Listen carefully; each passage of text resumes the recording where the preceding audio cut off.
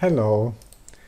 On one of my videos from the Nordic nRF Connect SDK series, I got a request which is quite funny for me on the episode where I describe how to read out a sensor over I²C and then using a driver afterwards. We had there's a MCP9808, and this is one from Microchip, and it's a quite easy temperature sensor. And it had a reason why I choose this kind of sensors.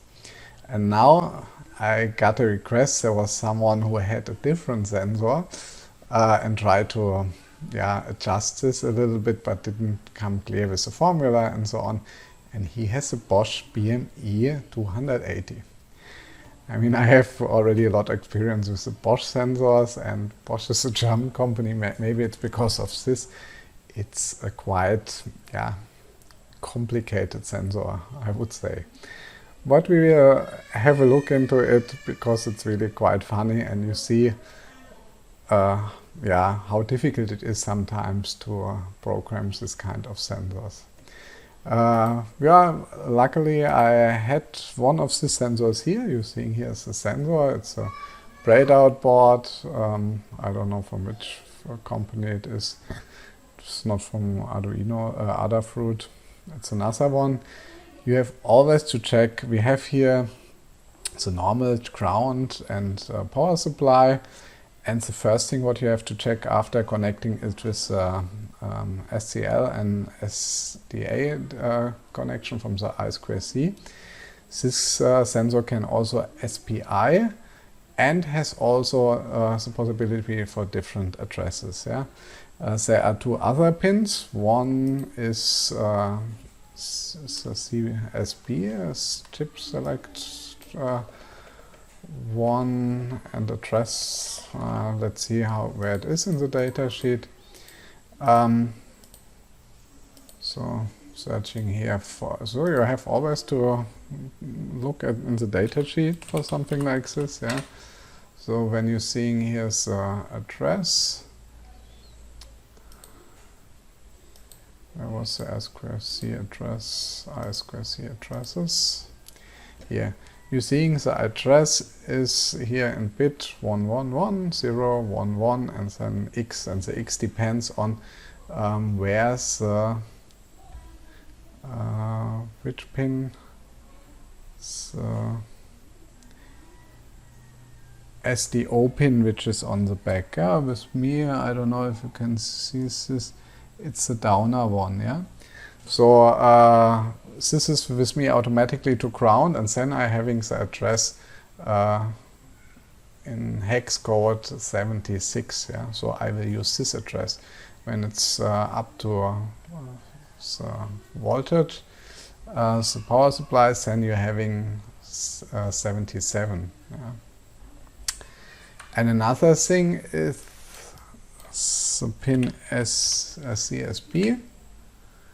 The CSB controlling which interface you are using, if you're using I²C or SPI.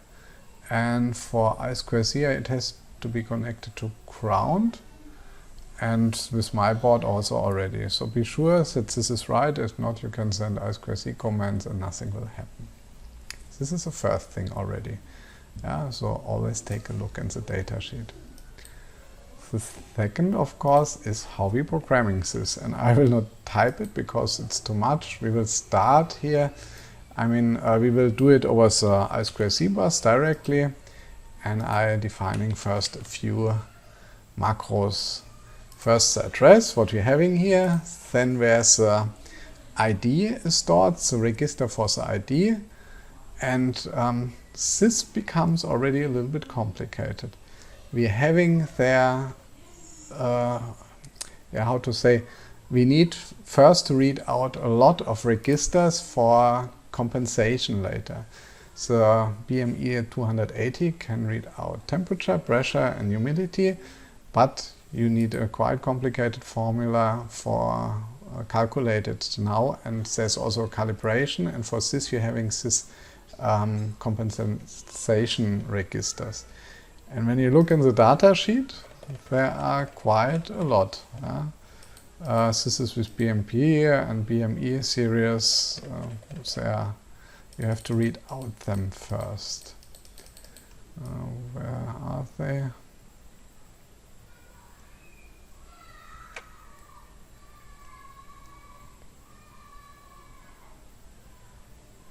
So I think here's they're coming.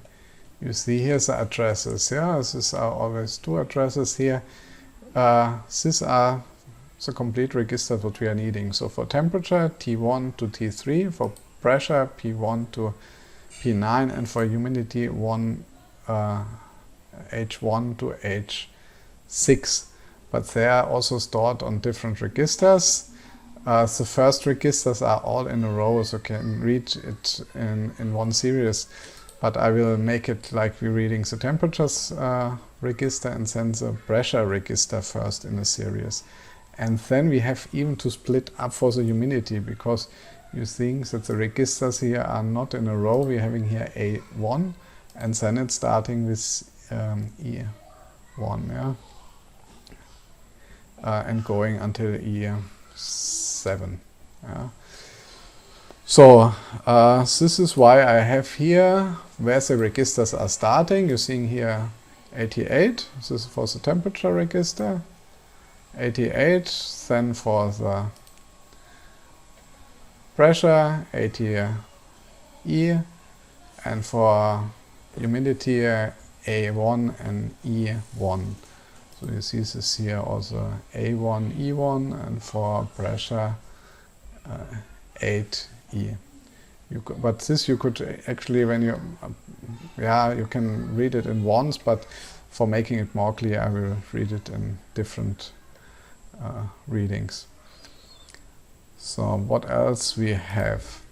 The second thing is for the chip ID. Here is from the chip. We have here the register. We are just checking. This is the first thing what we are doing, that we find out if we are having if the chip is answering, especially with the I²C address. Then we can start. If we cannot reach the sensor, then we have another problem first. Yeah.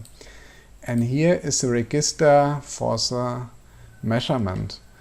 This is also, when you're looking here, we're getting then 9 registers later in a row, and it's starting from F7 and going to FE. So we're getting the uncompensated measurements from pressure, temperature, and humidity. And we have to bring them together all. Yeah? So, okay, now we're having the macros. And the next what we are doing, we're making us a data structure where we store all these values. So, oops, copy is enough. Copy, I paste it here. Here we're having the readouts which we're storing for calculating sensor compensation. Then I store later the uncompensated values and the compensated values here. And here is carryover. So after temperature calculation, we're getting a T-fine, which we are using then also for the compensated pressure and humidity formula. Yeah, and here's the chip ID, which we read out. And this is then, I define a few helper variables. This can be more effective. I just made it like this. I made one for the read buffer for the ID, for the temperature a buffer, for the pressure we're needing for temperature 6 bytes, for pressure 18 bytes, and for humidity 7. We could use one array for this, but I separate this for making it more clear. Then we have always to set the register where we want to read out something, and for this we're needing a write register buffer, and then later for the measurement which we get, and these are 9 values using a buffer. Yeah, and then we're starting already with the first thing. And this is still the easiest part. We check if our sensor is working. Yeah? So like normal, we are getting I²C node and so on. And here we are just sending the register ID where the address from the register ID we are sending here in a write-read command, so we don't make it separately. Before we made first a write and then a read, we are sending here 1 byte with the register, and then we are reading out 1 byte here. Yeah? And here we are having the I²C address. And the result will be sent in the read buffer, and this we are storing in the chip ID, and we print this out. Yeah, this is still quite easy part. We are compiling this, flashing it.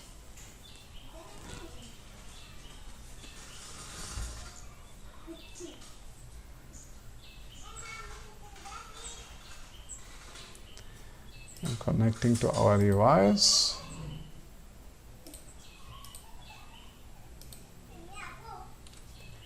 And make a reset because it's not in a while, and you're seeing here the chip ID is 60, so this is already working. Now the more complex part is coming. We're reading out first the register, the compensation register for the temperature. Yeah, so I copy this. What we are doing here, we're setting the register to the start of the temperature compensation register, what we defined before, and then making a write-read request. So we are sending this, setting this register, and then we're reading out 6 bytes. And this 6 bytes we are storing into a T1 to T3.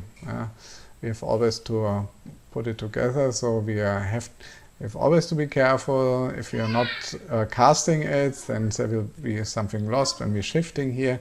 So first we cast this always, and then we're shifting it and putting together, because we're having here a 16-bit variable. Yeah, and this goes to all. And we can also check this already. If we're getting then out the uncompensated registers for the temperature compensation. And you're seeing here we are having what values, and these values are different for every sensor. Yeah, these are calibration registers. And now we're going to the next part, for the pressure. Yeah, works the same actually.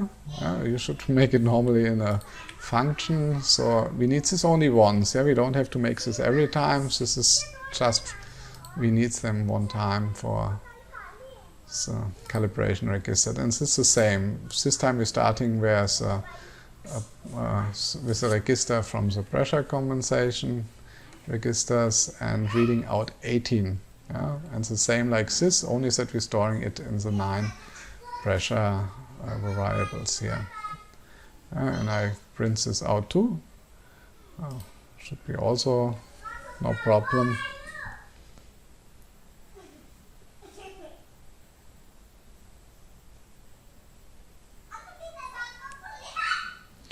Yeah, and you're seeing here a few negative values and so on. And the next thing is for the humidity. It's the same procedure. Yeah, so the BME280 is even a little bit easier because it doesn't have humidity for reading out. Yeah. So here we first have to read out 1 byte, which was single on another place, and we can store it directly then, because it's also 1 byte only which we store here. We can directly store in the variable dic h1. Yeah. And the next thing is then where's the second part starting, and then we are reading out 7 bytes and putting it together. The formula here is a little bit complicated because, like you see, we have to shift it here. They are not in a, yeah, let's have a look again on this. You're seeing here bit 11 to 4 and then 3 to 0. and here also, so we have to shift it a little bit differently here. Yeah. So if you make a really a small mistake already, a wrong shifting or something, it's difficult to find this error. Yeah? And with the BMP before there was an example calculation, yeah, but you can read it maybe out or testing it with Arduino first and reading out the compensation register as a calibration register and so on, if you struggle there. So, and now the next thing is reading out in the while loop the data. Yeah? So we are doing for a while, do while loop.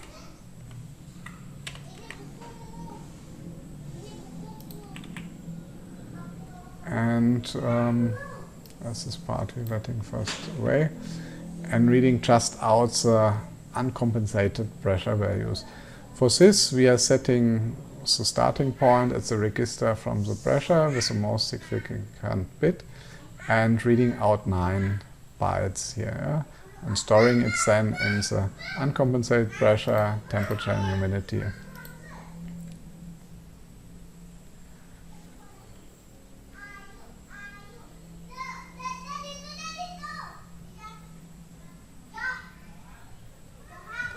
Yeah, you're seeing here the values, and now we have to make the calculation for compensating.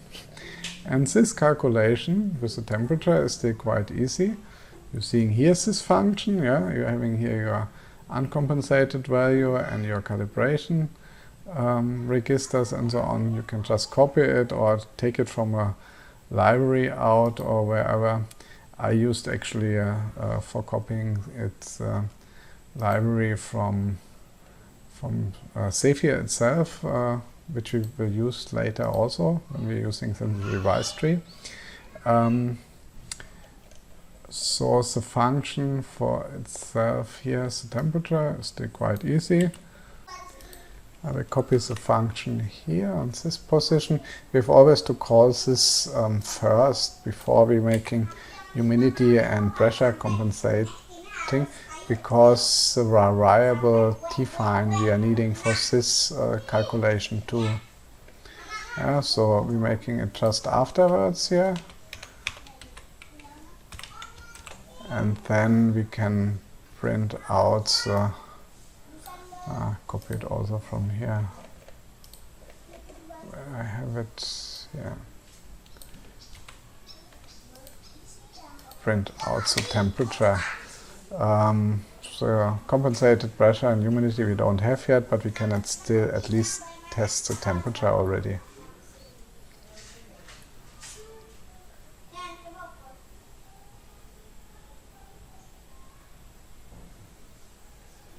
Seeing here, temperature, when I go here, 30, 31 degree and so on.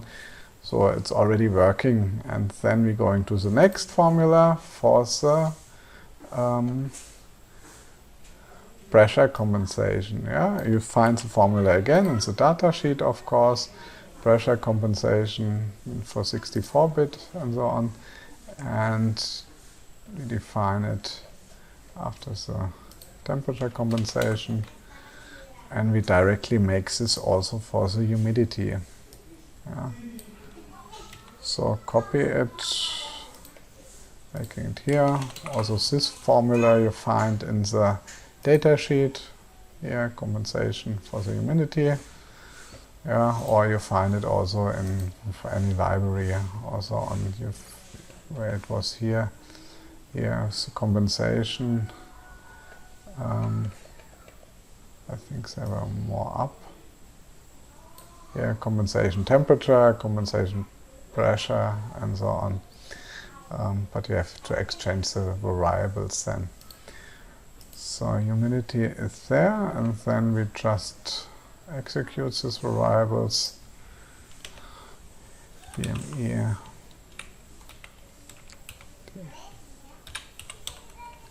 Set pressure and humidity.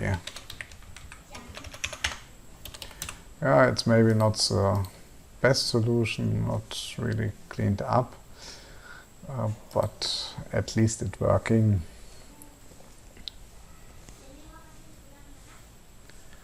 So let's see if we're getting now also the pressure and the humidity. You're seeing here we're having now quite high humidity here, and the pressure 1005 Pascal, and 93% humidity. Yeah, it's raising when I'm making it higher. Yeah, it's going even over 100%. Whatever. Yeah, but it's working. Yeah.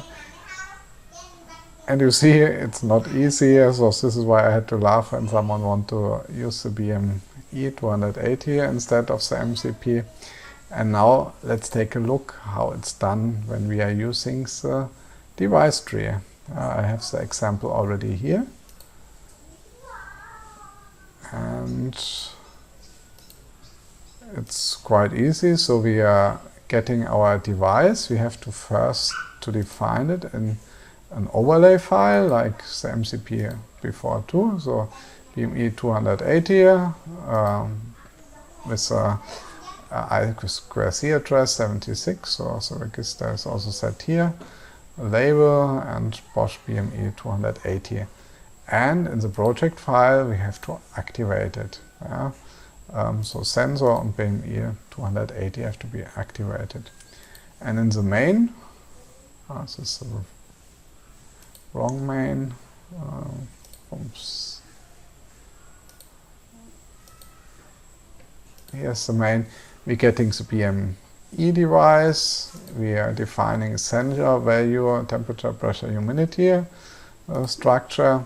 Then we're checking if the device is ready, and then we are fetching the variables, and then we're reading out the different channels. Yeah, first the ambient temperature, then the pressure, and then the humidity. And there we only have to use the function sensor value to double, and can bring out the temperature, pressure, humidity. Yeah, I compile this, flash this also on the board.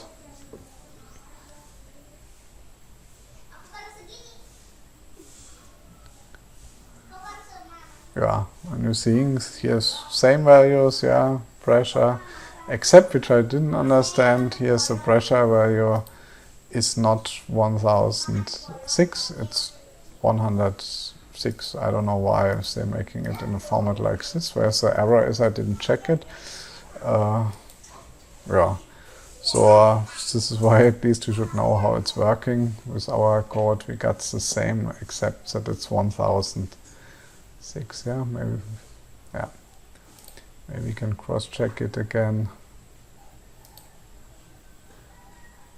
So is it selected?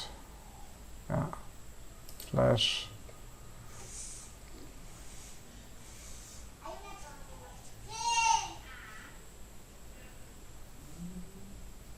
And you're seeing 1006 here, and temperature fitting, and also the humidity and so on. Also, yeah, now we went really a little bit deeper into a sensor, which is a little bit more complicated, and this was still not the detail. So there are much more preferences you can make in a sensor. I have always to look in the data sheet. But now you can maybe also understand why I had to smile at the beginning, that it's not so easy working like with the MCP 9808. So I hope you like the information in the video. It's a little bit more specialized this time with a sensor here. If you like it, give it a thumb up, and see you in the next video.